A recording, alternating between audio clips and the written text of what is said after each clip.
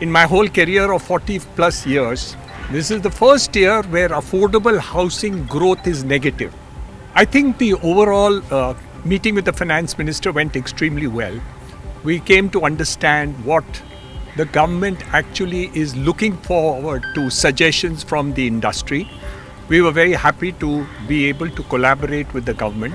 Number one, the entire thought process was the congratulations in the housing sector to the PMAY scheme. As we are all aware, in my whole career of 40 plus years, this is the first year where affordable housing growth is negative. It has never happened in my whole career.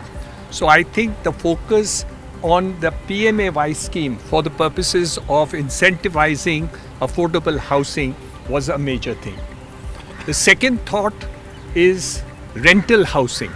Up till now today, we are only talking about ownership housing, but a focus needs also to be done on rental housing. Everybody does not have ownership house. Even the richest country in the world, the United States, 50% of the people live in rental housing. So we need to look at it.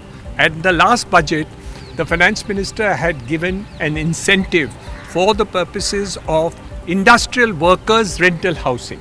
So our idea is that we need to expand it to other people. If you journalists get transferred from one city to the other, you are going to stay in rental housing. You can't buy a house in every city that you get transferred to. So that was the second focus. The third focus was to see what we can do for the purposes of slums.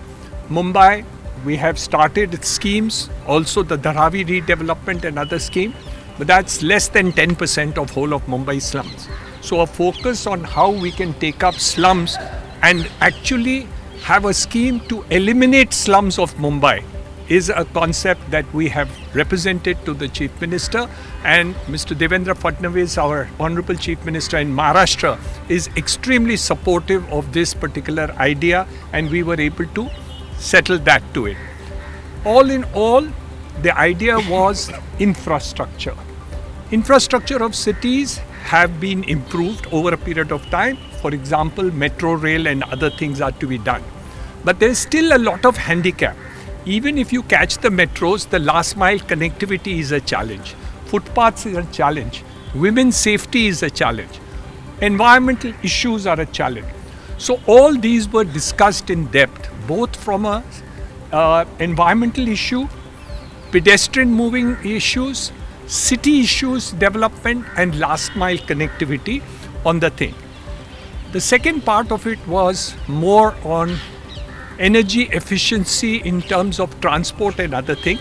So a lot of suggestions came from various people who were there in the committee for the purposes of how to create additional incentives for people to shift into electrical vehicles, buses, long-term transport, and create a more environmental friendly city.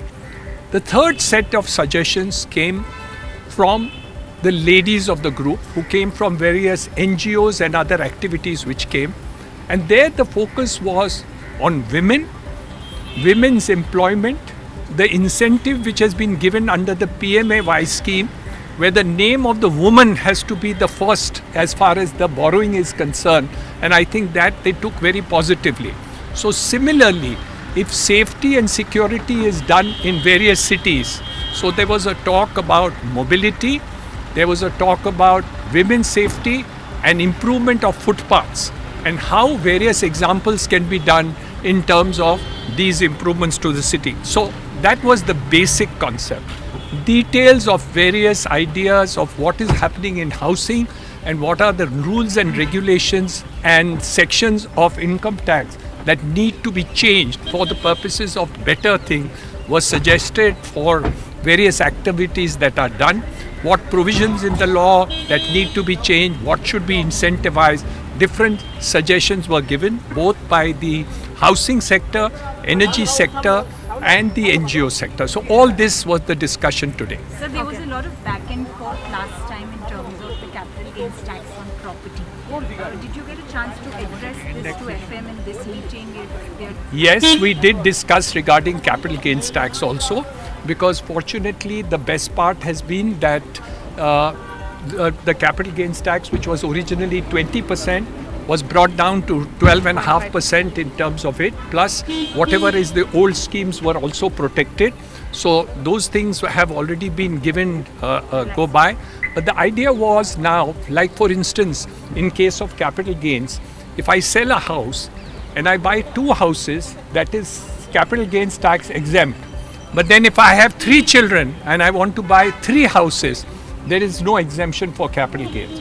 So all these details have been mentioned as to what are the loopholes which are still not being taken care of, and we will then definitely try to address those issues, and we put those ideas to the finance minister, who kind of appreciated what was there.